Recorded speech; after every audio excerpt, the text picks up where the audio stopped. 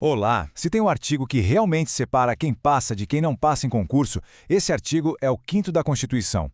E é por isso que, nesta nossa análise, a gente vai direto ao ponto, sem enrolação, para desvendar todos aqueles detalhes e as pegadinhas que as bancas, principalmente a CESP, adoram cobrar.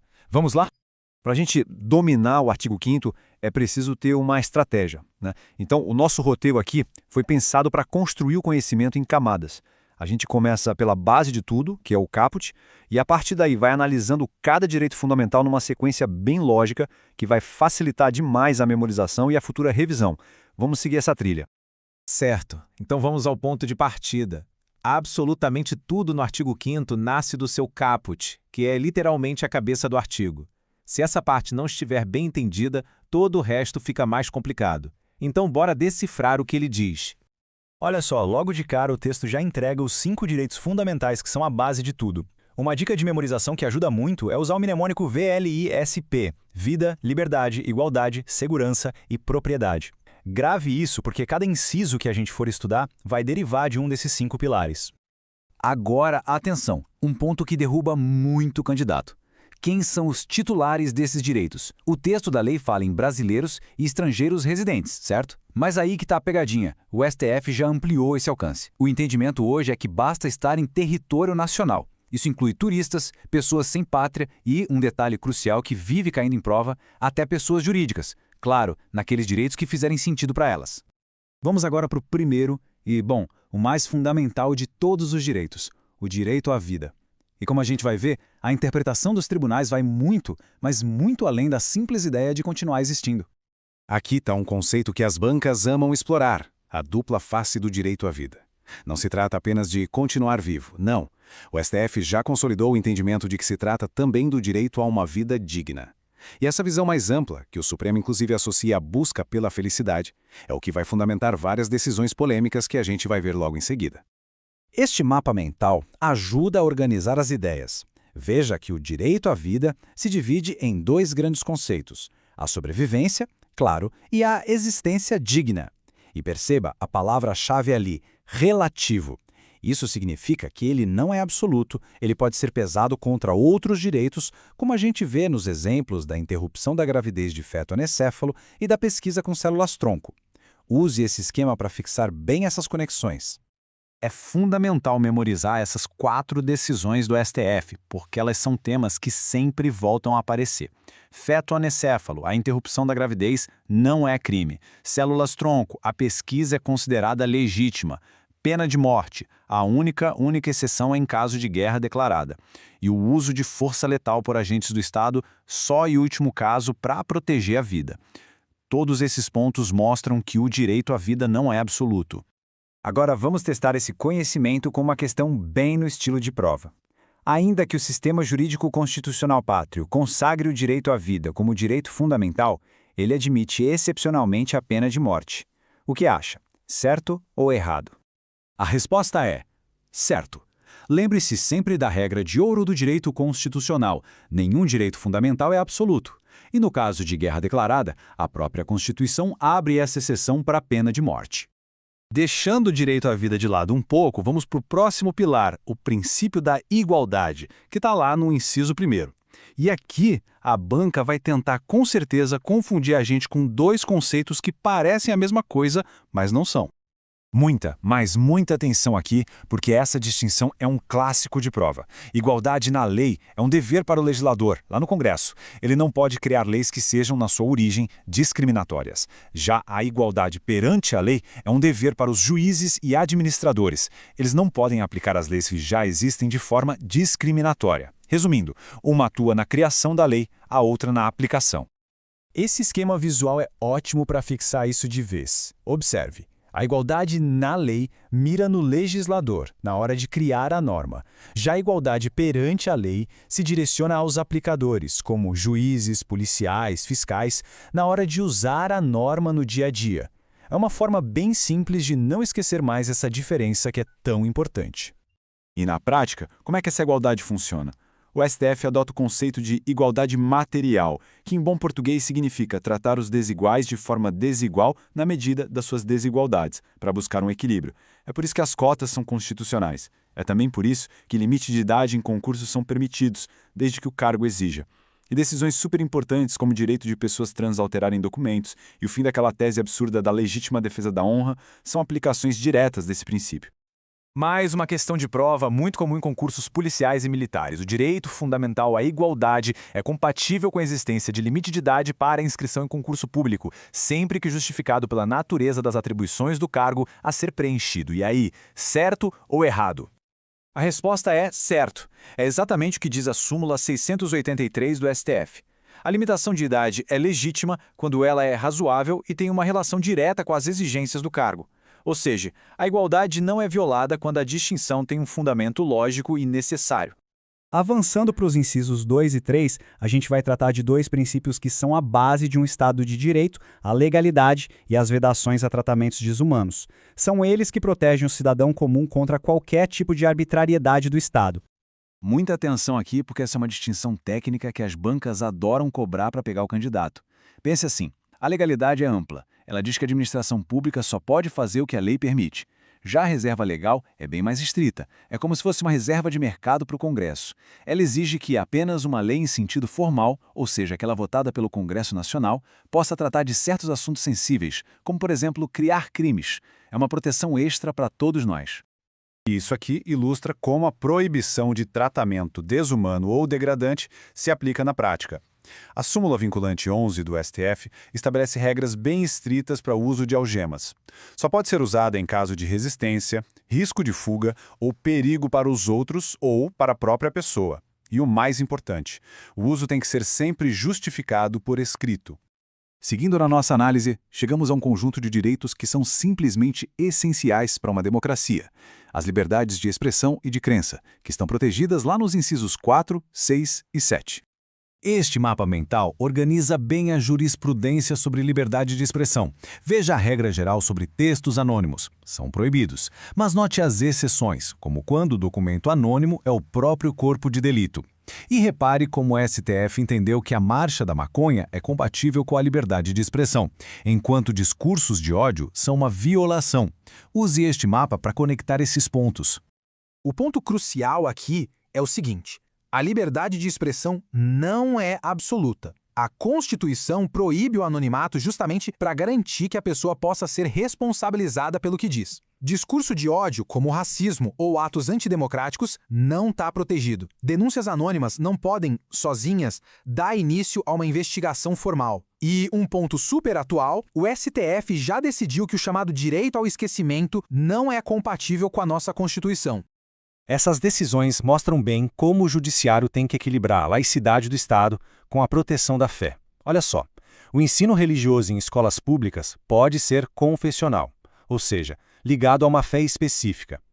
O sacrifício de animais em rituais de religiões de matriz africana é constitucional. É possível, sim, remarcar datas de concursos por motivos religiosos, e a imunidade de impostos dos templos se estende a propriedades que estejam relacionadas à sua finalidade, como um cemitério, por exemplo. E, finalmente, vamos analisar o outro lado da moeda da liberdade de expressão, o mecanismo que a gente tem para corrigir quando essa liberdade causa algum dano. Vamos falar agora do direito de resposta. Este esquema resume o que é essencial. Veja os 3 pilares do direito de resposta. Primeiro, quem pode usar? Tanto pessoas físicas quanto empresas. Segundo, como ele deve ser? Proporcional ao agravo sofrido. E terceiro, a consequência principal. Ele pode ser somado, acumulado com a indenização por danos. Então, guarde bem isso. O fato de alguém exercer o direito de resposta não impede que essa pessoa ou empresa também busque uma compensação financeira por danos materiais, morais ou à imagem. Uma coisa não exclui a outra, elas são cumulativas. Isso é muito importante. Olha, essa pergunta aqui, ela é o que define quem passa e quem fica para trás. Porque em direito constitucional, saber a regra é só o comecinho. O que importa de verdade são as exceções, os limites, o que os tribunais pensam sobre o assunto. É nesse detalhe, nesse cantinho, que a aprovação está escondida. E é exatamente isso que a gente vai desvendar juntos hoje. Então, o nosso roteiro de hoje está bem organizado em 6 blocos temáticos. A gente vai passar por cada um deles, sempre com foco nos conceitos, nas decisões importantes do STF e, claro, naquelas pegadinhas que as bancas amam colocar na prova. Pega o material de anotação aí e vamos nessa! Começando então pelo nosso primeiro bloco, vamos analisar 2 direitos que são essenciais para a vida em sociedade e que, olha, sempre aparecem em prova: a liberdade de trabalho e o acesso à informação. Ok, vamos olhar isso aqui bem de perto. A primeira parte do inciso é a regra geral: total liberdade para trabalhar. Parece simples, né? Mas é a segunda parte, aquele trechinho, atendidas as qualificações que a lei estabelecer, que é a verdadeira casca de banana. É aqui que o examinador separa, sabe, os amadores dos profissionais. E aqui está o conceito-chave para entender de vez o inciso 13. Trata-se de uma norma de eficácia contida. Tá, mas o que isso significa na prática? Significa que o direito já vale, é pleno, é imediato, mas o legislador pode vir e criar leis para restringir esse direito, impondo algumas qualificações. Entendido? Agora, presta muita atenção no pulo do gato deste slide. O STF criou um critério muito inteligente para resolver essa questão. A lei só pode exigir qualificação se a profissão tiver o que a gente chama de potencial lesivo. É por isso que a exigência para músicos e jornalistas caiu, mas a da OAB, por exemplo, continua firme e forte. A lógica é bem simples. Um músico desafinado, no máximo, causa uma dor de cabeça. Agora, um advogado incompetente, nossa, pode destruir a vida de uma pessoa. Grave essa lógica, e uma questão como essa nunca mais será um problema. E aqui vai uma dica quente, daquelas que são a cara da CESP e Sebrasp. O fisco não pode, de jeito nenhum, impedir alguém de trabalhar para forçar o pagamento de um tributo. Coisas como apreender mercadorias ou bloquear a emissão de notas fiscais são práticas inconstitucionais porque violam diretamente a liberdade de trabalho. Anota aí, súmula 323. Para fechar este bloco, o inciso 14. Ele garante 2 coisas muito importantes. Primeiro, o direito de todo mundo de acessar informações e, segundo, o direito do profissional, como um jornalista, de proteger suas fontes. É um equilíbrio fundamental, sabe, para a gente ter uma imprensa livre e uma sociedade bem informada. Vamos avançar para a próxima sessão. Agora a gente vai ver como a Constituição protege 2 direitos ligados à nossa liberdade física e de expressão: o direito de ir e vir e o de se reunir publicamente. O direito de ir e vir parece óbvio, né? Mas a prova vai cobrar os detalhes. Primeiro ponto, ele só vale, em regra, em tempo de paz. Segundo, ele pode ser limitado por lei, ou seja, também é uma norma de eficácia contida. E terceiro, e talvez o mais importante, qualquer ameaça a esse direito tem um verdadeiro super-herói para defendê-lo, o habeas corpus. Lembre-se disso, e é mais um ponto garantido. Agora, vamos para o direito de reunião, um dos queridinhos das bancas. A Constituição estabelece 5 regrinhas de ouro para exercê-lo, mas a regra que todo mundo precisa ter na ponta da língua é a última. Basta avisar, não precisa pedir autorização. Confundir aviso com autorização na prova é fatal. Isso leva a gente para uma interpretação mais moderna e super importante do STF. Esse aviso prévio não precisa ser um ofício formal protocolado na prefeitura. Não. Se o evento for amplamente divulgado, por exemplo, nas redes sociais, de um jeito que o poder público consiga se organizar para garantir a segurança de todo mundo, o requisito da Constituição já foi cumprido. É uma visão que reflete os tempos atuais. Chegamos na liberdade de associação. Este é um tema denso, viu? Cheio de regras específicas sobre como as associações podem ser criadas, como elas funcionam e como podem ser extintas. Então, muita atenção aos detalhes a partir de agora. Olha só uma das pegadinhas mais clássicas sobre associações. Para suspender as atividades ou para dissolver uma associação, a gente sempre vai precisar de uma decisão judicial. Sempre. Mas a Constituição é mais exigente para a pena de morte da associação, que é a dissolução. Nesse caso, a decisão tem que ter o famoso trânsito em julgado, ou seja, não cabe mais recurso. Já para suspender, uma decisão liminar já pode resolver. Simples assim. Esse slide resume os pilares da liberdade de associação. A criação é livre, não precisa de autorização, mas as de caráter paramilitar são proibidas. A filiação é voluntária, ninguém é obrigado a nada. E o ponto em que o STF já bateu o martelo e que as bancas amam. Para uma associação representar seus membros num processo judicial, ela precisa de autorização expressa, seja individual ou decidida em assembleia. Aquela previsão genérica no estatuto não vale. Mudando um pouco o foco, vamos entrar agora no direito de propriedade. Vamos ver como a Constituição garante esse direito, mas, ao mesmo tempo, impõe limites bem importantes a ele, principalmente através da desapropriação. Memoriza essa frase, pessoal. O direito de propriedade não é um cheque em branco. A Constituição diz que toda e qualquer propriedade tem que cumprir uma função social. Ou seja, o dono não pode simplesmente fazer o que bem entender com seu bem. Ele tem uma responsabilidade com a coletividade. Essa é a chave para entender tudo o que vem pela frente. Essa tabela aqui é ouro puro para as questões de desapropriação. Salva, imprime e cola na parede do quarto de estudos. Ela resume tudo o que é preciso saber. A regra geral, essa primeira linha, é indenização justa, prévia e em dinheiro. Mas, se a propriedade não cumpre a função social, a indenização já vira títulos da dívida. E no caso mais grave, se for usada para atividades ilegais, aí não tem choro nem vela, a indenização é zero. Continuando nesse tema da propriedade, vamos analisar agora duas situações bem específicas. A requisição administrativa, que acontece em casos de emergência, e a proteção especial que a Constituição dá à pequena propriedade rural. Muito cuidado para não cair na armadilha de confundir desapropriação com requisição administrativa, viu? Na requisição, o Estado não se torna o dono do bem, ele só pega emprestado numa emergência. E os dois detalhes que garantem a questão na prova são: a indenização, se houver, é paga só depois, e ela só acontece se o Estado estragar alguma coisa. Se não houver dano, não há indenização. Este inciso cria uma proteção bem especial. Uma pequena propriedade rural não pode ser penhorada para pagar dívidas, mas, atenção, os dois requisitos são cumulativos, tem que ser os dois juntos. A propriedade precisa ser trabalhada pela família e a dívida tem que ter se originado da própria produção da terra. Se faltar um desses dois requisitos, a proteção já era. E chegamos ao nosso último bloco, que vai tratar dos direitos de propriedade intelectual e do direito de herança. São temas com aqueles detalhes que fazem toda a diferença na hora de marcar o X no lugar certo. E este slide ilustra uma distinção fundamental que as bancas adoram explorar. O direito autoral sobre uma obra, um livro, uma música, é vitalício para o autor e ainda passa para os herdeiros por um tempo. Já o privilégio sobre uma invenção industrial, uma patente, é temporário desde o início.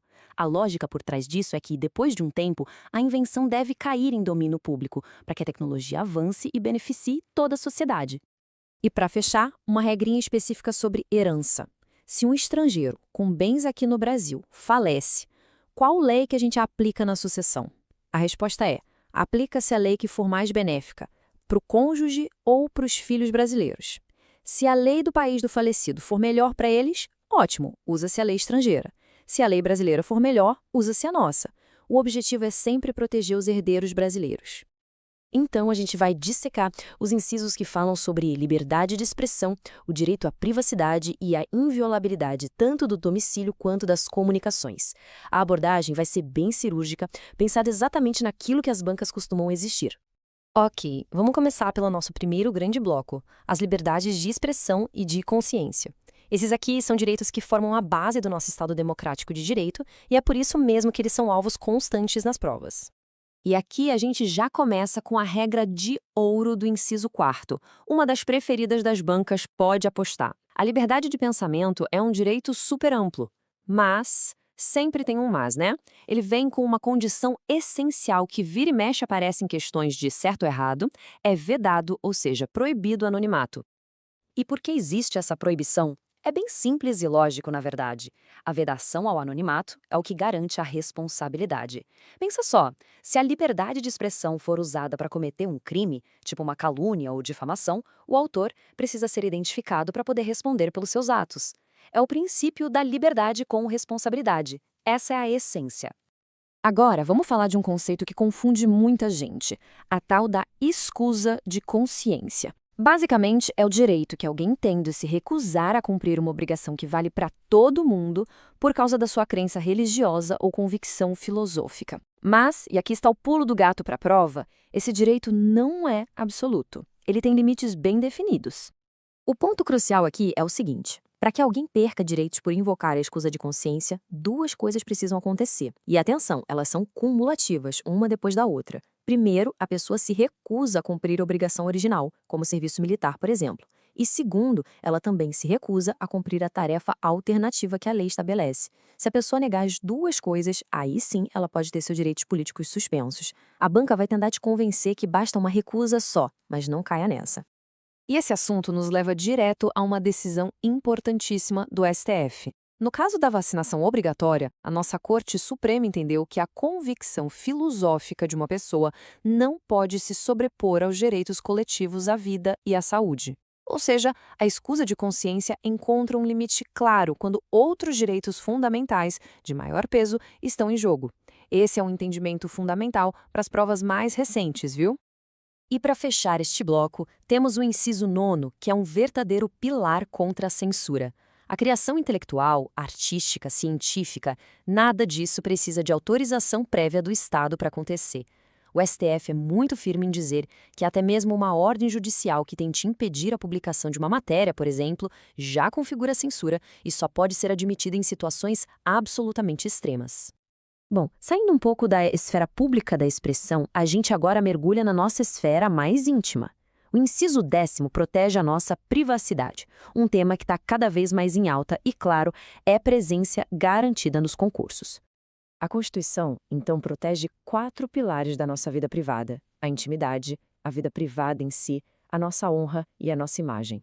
Se qualquer um desses direitos for violado, a consequência é bem clara: direito à indenização. E um detalhe importante que as bancas amam: o dano material e o dano moral podem ser acumulados, ou seja, é possível receber os dois. Agora, atenção total a um detalhe que derruba muita gente boa na prova. De acordo com a súmula 227 do STJ, uma pessoa jurídica, ou seja, uma empresa, também pode sofrer dano moral. Claro, não estamos falando de um sofrimento psicológico, né? Mas sim de um abalo à sua honra objetiva, à sua reputação e à sua imagem no mercado. E o famoso caso das biografias? Como fica? O STF bateu o martelo. Para publicar uma biografia, não é preciso pedir autorização prévia da pessoa biografada ou de seus familiares. Nesse conflito de direitos, prevaleceu a liberdade de expressão. Mas, atenção, isso não impede que, depois da publicação, o biografado busque na justiça uma indenização, caso se sinta lesado em sua honra ou imagem. Dentro desse grande guarda-chuva do direito à privacidade, a gente encontra o sigilo bancário. Ele serve para proteger nossas informações financeiras. Mas, como a gente já sabe, nenhum direito fundamental é absoluto. O sigilo bancário também pode ser afastado em certas situações, principalmente para combater a prática de crimes. Vamos dar uma olhada com calma nessa tabela, porque isso aqui é ouro puro para revisão. Quem pode determinar a quebra do sigilo bancário? O Poder Judiciário tem permissão ampla. As CPIs, tanto federais quanto estaduais, também podem. Já as autoridades fiscais, tipo a Receita Federal, podem acessar os dados, mas precisa de um processo administrativo antes. E o Ministério Público? Pode, mas com poderes mais restritos, focados em contas de órgãos públicos. E agora o ponto que mais cai em prova. O Tribunal de Contas da União, o TCU, não pode quebrar o sigilo. Ele só pode requisitar informações sobre operações feitas com dinheiro público. Grave bem essa tabela. Chegamos a um dos incisos mais clássicos e cheios de detalhes do artigo 5º, a inviolabilidade do domicílio. Aquela famosa frase, a casa é asilo inviolável, tem regras e exceções que são um prato cheio para as bancas de concurso. Primeiro de tudo, o que a Constituição considera como casa? Bom, o conceito é bem mais amplo do que a gente imagina no dia a dia, não é só a nossa residência. Inclui também o quarto de hotel em que a gente está hospedado e até o nosso escritório profissional, desde que seja um local privado, não aberto ao público, claro. Então, como é que funciona a entrada em um domicílio? A regra de ouro é, com o consentimento do morador, pode entrar a qualquer hora do dia ou da noite. Mas existem as exceções. Sem o consentimento, uma ordem judicial permite a entrada, mas atenção, apenas durante o dia. E em casos de emergência, como flagrante delito, desastre ou para prestar socorro, aí a entrada é permitida a qualquer hora, seja dia ou noite. Guarde bem essa diferença de horários. E aqui está o detalhe mais importante, o entendimento do STF sobre o flagrante delito. Para que a polícia entre em uma casa sem mandado judicial, não basta uma mera suspeita, um achismo. É preciso que existam fundadas razões, ou seja, evidências concretas de que um crime está acontecendo naquele exato momento. E mais, essas razões devem ser justificadas depois, por escrito, sob pena de anular a prova e gerar responsabilização para os agentes. Vamos para o nosso último bloco, que trata de um tema super complexo e cheio de nuances: o sigilo das comunicações. Este inciso protege nossas conversas e nossos dados contra interceptações que não serão autorizadas. Aqui está uma distinção fundamental que não dá para confundir na hora da prova. Quebra de sigilo telefônico é ter acesso aos registros, ao extrato das ligações para saber quem ligou para quem. Já a interceptação telefônica é outra coisa. É ouvir o conteúdo da conversa, é o famoso grampo. E a diferença é crucial. Uma CPI pode determinar a quebra do sigilo dos registros, mas a interceptação, por ser muito mais invasiva, só pode ser autorizada por um juiz. E para que essa interceptação seja legal, a Constituição exige 3 requisitos que precisam acontecer juntos. Primeiro, precisa de uma ordem de um juiz e bem fundamentada. Segundo, só pode ser usada para uma investigação criminal ou um processo penal. E terceiro, deve seguir as regras da lei específica, que no caso é a Lei 9.296 de 96. Se faltar um desses requisitos, a prova é considerada ilícita. Isso nos leva a um conceito muito importante: a prova é emprestada. Imagina só, uma prova obtida de forma legal numa interceptação para um processo criminal pode ser emprestada e usada também em um processo administrativo disciplinar, o famoso PAD, contra a mesma pessoa investigada. O STF valida essa prática, e isso é um ponto muito cobrado em concursos da área administrativa e policial. Olha só o nosso mapa da mina de hoje. A gente vai passar por proteções fundamentais e petições, depois, garantias de acesso à justiça, em seguida, as regras da segurança jurídica, a instituição do júri e, para fechar com chave de ouro, princípios constitucionais e crimes. Essa sequência não é à toa, viu? É pensada para ajudar a fixar o conteúdo. Bom, nosso primeiro ponto de parada vai cobrir 3 temas quentíssimos: defesa do consumidor, direito à informação e os direitos de petição e de obter certidões. Vamos destrinchar cada um deles. Vamos começar com o inciso 32, a defesa do consumidor. Pensa assim: a Constituição deu o comando, disse Estado, proteja o consumidor. Mas para isso funcionar na prática, precisava de uma lei para detalhar como seria essa proteção. Por isso que a gente diz que é uma norma de eficácia limitada, sabe? Ela dependia de outra lei, que é o nosso famoso Código de Defesa do Consumidor, para sair do papel e valer de verdade. E agora, atenção! Dica de ouro que é a pura pegadinha de prova. A regra é aplicar o Código de Defesa do Consumidor, certo? Certo. Mas, e se o problema for com uma viagem de avião internacional, tipo extravio de bagagem? Aí a história muda. O STF já bateu o martelo. Nesses casos, o que vale são os tratados internacionais, como a Convenção de Montreal, e não o nosso CDC. Anota isso aí com marca-texto fluorescente.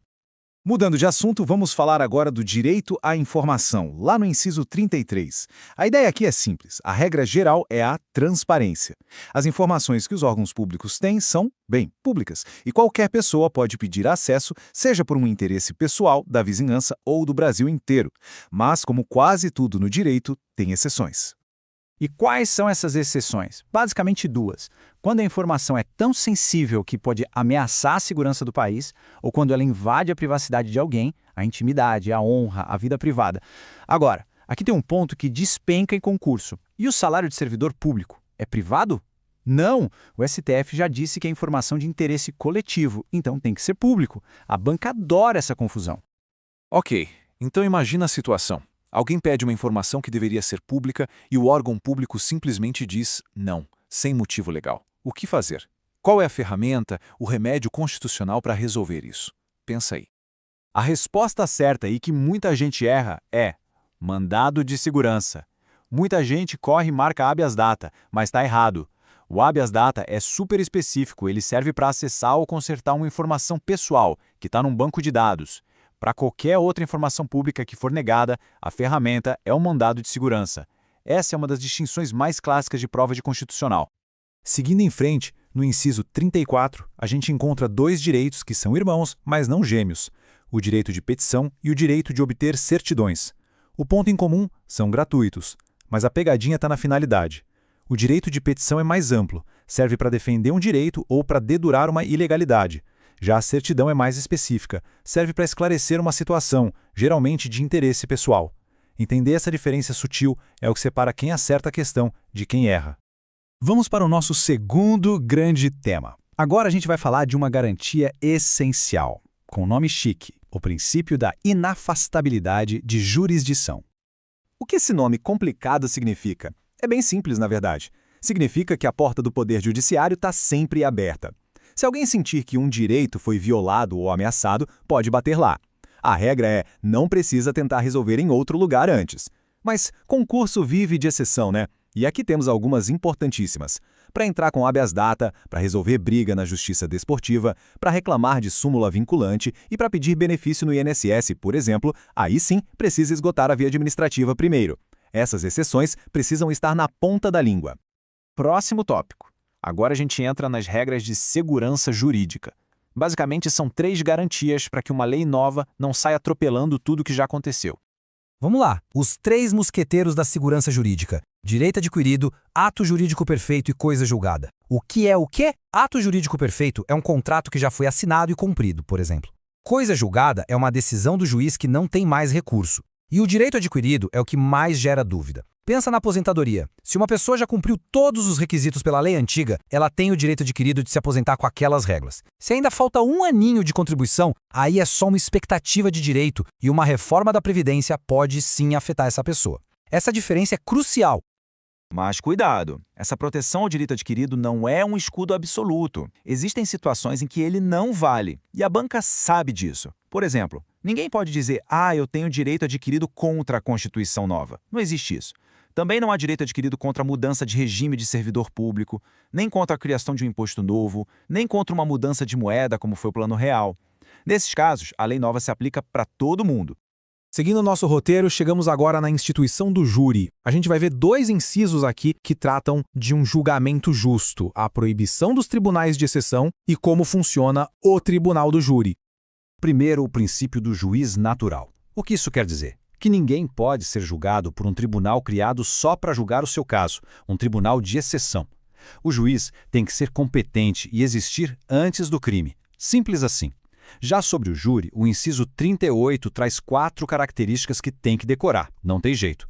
A plenitude de defesa, o sigilo das votações, a soberania dos vereditos e a competência para julgar os crimes dolosos contra a vida. Isso cai exatamente como está escrito. Agora, um ponto de atenção. E se, por exemplo, a Constituição de um Estado disser que um deputado estadual que comete um homicídio tem que ser julgado por um tribunal especial? E aí, quem julga? O STF já resolveu essa treta na súmula vinculante 45. A competência do júri, que está na Constituição Federal, prevalece sobre qualquer foro por prerrogativa de função previsto só na Constituição Estadual. Ou seja, nesse caso, vai a júri popular sim. Bom, chegamos na nossa última parte. E olha, essa é bem densa, mas cheia de questão de prova. A gente vai falar agora de alguns princípios do direito penal e daqueles crimes que a própria Constituição mandou tratar de forma mais dura. Aqui temos a dupla de ouro do direito penal. Primeiro, o princípio da legalidade. Não há crime sem lei anterior que o defina. Ou seja, para algo ser crime precisa estar escrito numa lei antes do fato acontecer. Não dá para inventar crime depois. E o segundo, a retroatividade da lei penal. A regra é, a lei não volta no tempo. Exceção, se for para beneficiar o réu. Se a lei nova for mais boazinha, ela volta para ajudar quem cometeu o crime lá atrás. Se for mais severa, de jeito nenhum. Agora, respira fundo porque essa tabela aqui é ouro puro. Ela resume tudo o que precisa ser sabido sobre os crimes que recebem um tratamento especial da Constituição. É aqui que a banca faz a festa, trocando uma característica pela outra. Olhem bem as diferenças. O que é inafiançável, o que é imprescritível e o que não pode ter graça ou anistia. É para memorizar cada detalhe dessa tabela. E para ajudar a decorar aquela tabela, tem um mnemônico famoso, os 3T mais hediondos, ou seja, tortura, tráfico e terrorismo, mais os crimes hediondos, não tem graça. O que significa não ter graça? Significa que são insuscetíveis de graça e anistia. E os outros 2, racismo e ação de grupos armados, esses são os imprescritíveis. Todos eles são inafiançáveis, mas as outras características mudam. Esse macete salva vidas na hora da prova. Vamos falar do princípio da intranscendência da pena, ou o famoso, a pena não passa da pessoa do condenado. Quer dizer que, se o criminoso morre, a pena de prisão morre com ele. Os filhos não vão para a cadeia no lugar dele, óbvio, né? Mas e a dívida para reparar o dano que ele causou? Essa sim pode passar para os herdeiros. Só que tem um limite. A cobrança só pode ir até o valor da herança que ele deixou. O patrimônio pessoal dos herdeiros fica protegido. E para fechar, o princípio da individualização da pena. A ideia é que a justiça não é uma máquina de carimbos. O juiz tem que olhar para cada caso, para cada pessoa e aplicar a pena mais justa. Por isso, a Constituição já dá um cardápio de penas possíveis: prisão, perda de bens, multa. E atenção, essa lista é só um exemplo. É um rol exemplificativo, não taxativo. A lei pode criar outras formas de pena. Bom, esse aqui é o nosso mapa do tesouro. Vamos começar com os princípios, que são a base de tudo. Depois a gente passa para as regras da prova, presunção de inocência, os direitos de quem é preso e, para fechar, vamos ver as exceções e a força dos tratados. É uma sequência lógica, pensada para ajudar na memorização e na hora daquela revisão final. Nosso ponto de partida é a pedra fundamental de todos os direitos processuais, o devido processo legal. Entender de verdade esse princípio e o que ele gera de consequência é o primeiro passo para gabaritar um monte de questões. Pensa assim, essa garantia é como um grande guarda-chuva. Ela garante não só que o processo siga as regras do jogo, mas que o resultado final seja justo. É a base de tudo que a gente vai conversar a seguir. E aqui está um ponto que as bancas, principalmente as no estilo CESP e SEBRASP, adoram explorar.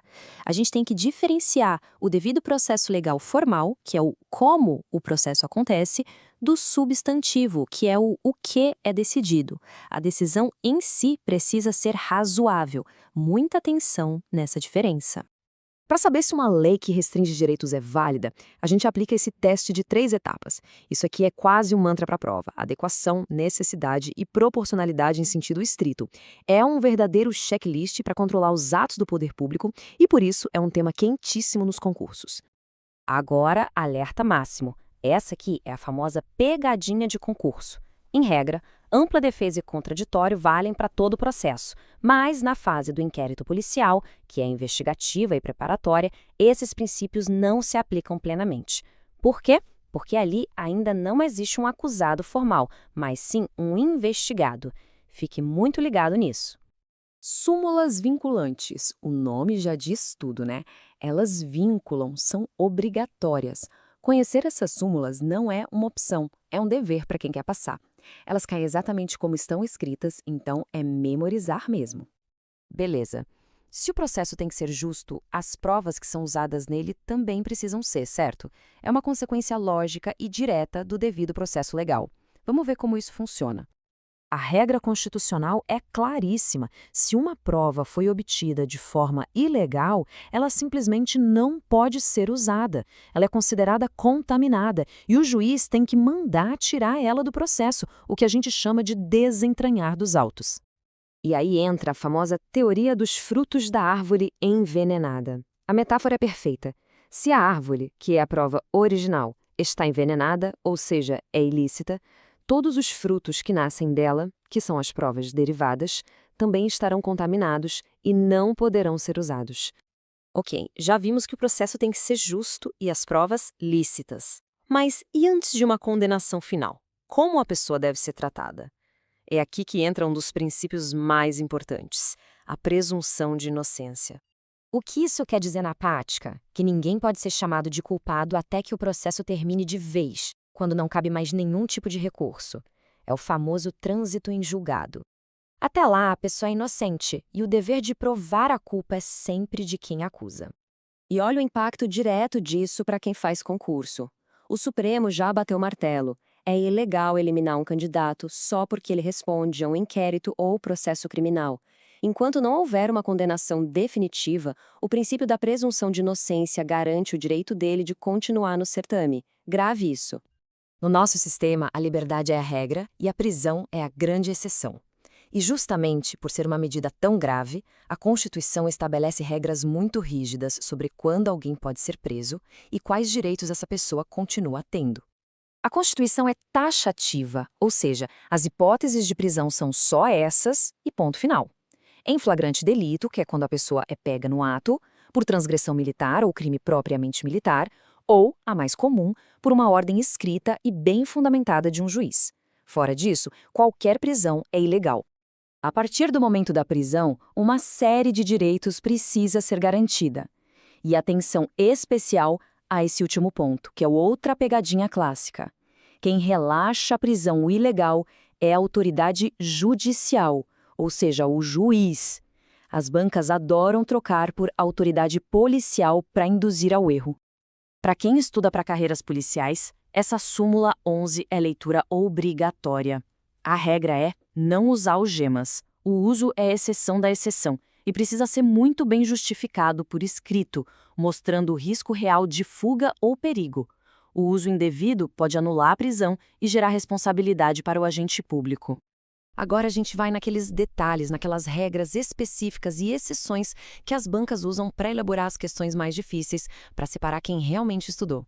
Esse é um exemplo perfeito de como o direito evolui. Se a gente vê o texto seco da Constituição, ele permite a prisão por dívida da pensão e também a do depositário infiel. Acontece que, por força de tratados de direitos humanos que o Brasil assinou, o STF já decidiu que a prisão do depositário infiel não é mais possível. E para não deixar nenhuma dúvida, o Supremo editou a súmula vinculante 25, colocando uma pá de cal no assunto. É ilícita e ponto final.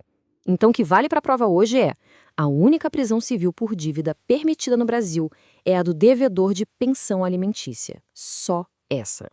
E para fechar com chave de ouro, vamos entender como os tratados internacionais se encaixam na nossa legislação e como os direitos fundamentais são aplicados na prática. Para um tratado de direitos humanos ter a mesma força de uma emenda constitucional, o caminho é bem rigoroso. Ele precisa ser aprovado como se fosse uma emenda, passa pela Câmara e pelo Senado, em 2 turnos de votação em cada casa e precisa de 3/5 dos votos. É o processo mais solene que existe. E isso cria uma pirâmide de normas.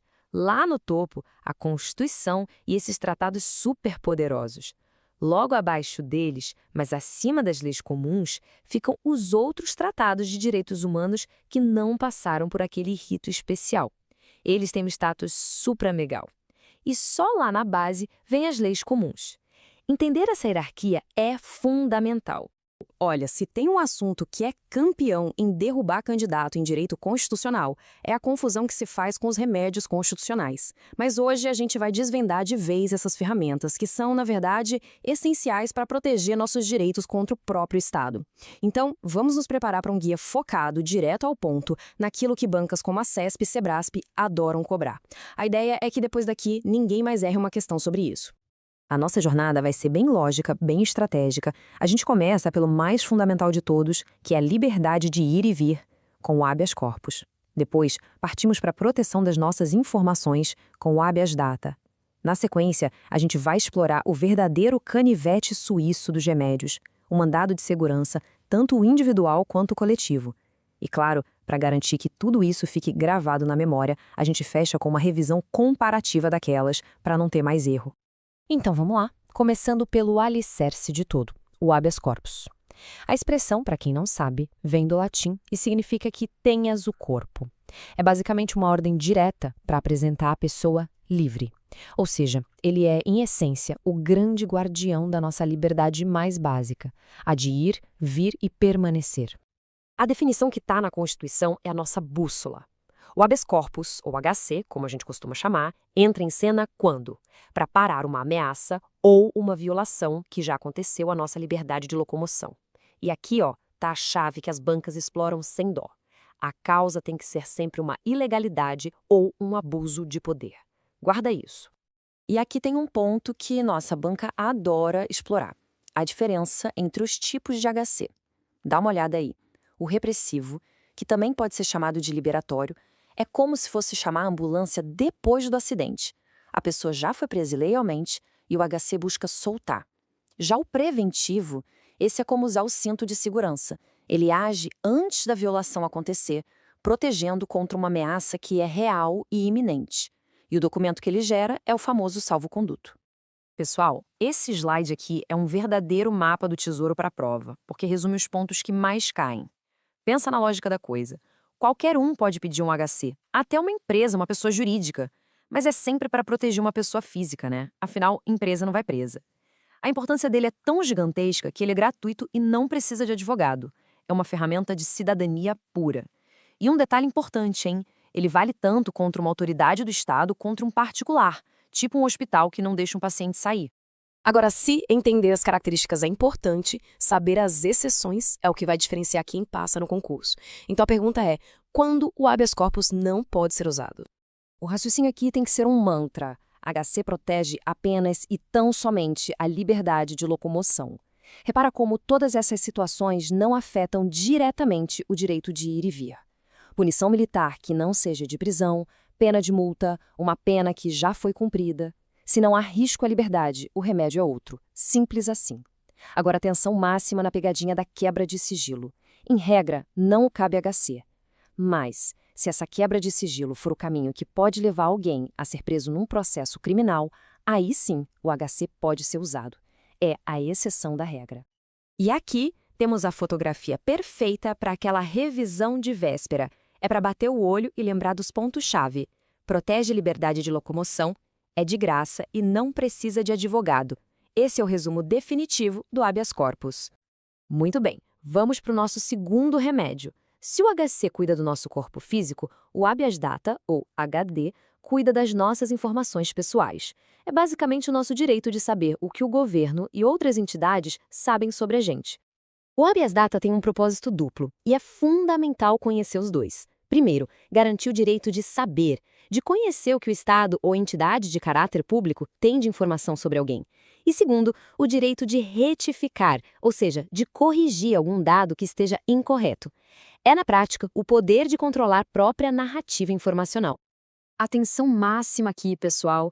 Diferente do HC, o HD tem um requisito prévio, que é a questão certa em prova. É preciso comprovar a recusa na via administrativa.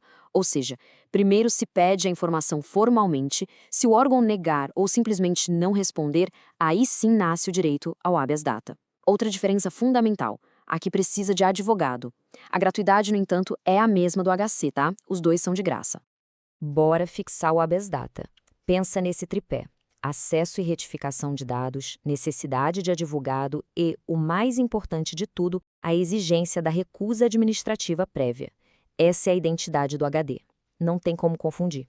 Chegamos agora no remédio mais versátil de todos, o mandado de segurança, ou MS. Ele é muitas vezes chamado de remédio residual. Sabe por quê?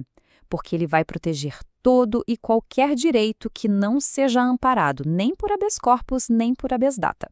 É o que sobra. O coração do MS é essa expressão, direito líquido e certo. E o que isso quer dizer na prática, no dia a dia? Quer dizer que a prova do direito tem que ser clara, imediata, apresentada junto com o pedido. Pensa num exemplo, o servidor público que foi aprovado em todas as fases de um concurso, mas não foi nomeado. A lista de aprovados já é a prova pré-constituída. Não tem o que discutir, não tem o que investigar sobre o fato. Se for preciso chamar testemunha, fazer perícia, aí o caminho não é um mandado de segurança. E agora, um número que precisa ser tatuado na memória. 120. O prazo para entrar com o mandado de segurança é de 120 dias, contados a partir do momento em que a pessoa toma ciência do ato legal. E, atenção máxima a este termo. É um prazo decadencial. Sabe o que significa? Que ele não para, não suspende, não perdoa. Passou um dia a mais, já era. Perdeu o direito de usar o MS para aquele ato específico. É fatal. E assim como a gente viu no HC, as exceções do MS são um prato cheio para os examinadores. Vamos dar uma olhada nas principais situações em que ele não pode ser usado? É para memorizar estes nãos do MS. Primeiro, não cabe contra a lei em tese. Não dá para atacar o Código de Trânsito, por exemplo, mas sim a multa concreta que foi recebida com base nele. Segundo, ele não é um super recurso. Se existe um recurso específico na lei para aquela decisão judicial, tem que usar ele, não o MS. E terceiro, que é o mais óbvio, não cabe contra uma decisão que já se tornou definitiva, o que a gente chama de trânsito em julgado. O jogo já acabou, não tem mais o que fazer. Fechando o MS individual, é bom pensar nele como o especialista. Ele protege aquele direito líquido e certo residual, exige advogado, é pago e tem aquele prazo fatal de 120 dias. Essas são as digitais dele. Certo. Agora, vamos escalar um pouco. E se o direito que foi violado não é de uma só pessoa, mas de um grupo inteiro, de uma coletividade? Pois é, para isso existe o mandado de segurança coletivo. A lógica do direito líquido e certo é a mesma. A grande diferença e o foco das provas está em quem pode entrar com essa ação. Esse slide é memorização pura para a prova. Quem pode impetrar o MS coletivo? Essa lista é taxativa, não tem invenção. Partido político, mas atenção, precisa ter representação no Congresso Nacional. Organização sindical e entidade de classe, defendendo seus membros, e a associação com requisito de tempo que é fundamental. Precisa estar funcionando há pelo menos 1 ano. A banca adora colocar na prova que esse prazo de 1 ano vale para sindicatos. Errado, o prazo é só para as associações. Muito bem. Vimos os 3 principais remédios e também a versão coletiva do IMSI. Agora, para consolidar todo esse conhecimento, vamos para o nosso quadro comparativo final. Este é o momento de fixar as diferenças que são cruciais. Essa aqui é a tabela definitiva, é a cola para o dia da prova. Olhem bem para as colunas e percebam os padrões. Gratuidade, só para HC e HD. E advogado, só o HC dispensa. E o prazo? Apenas o MS tem aquele prazo decadencial de 120 dias. É comparar as linhas, entender as diferenças e garantir pontos que são preciosos. Essa tabela é a chave para não confundir nunca mais esses remédios.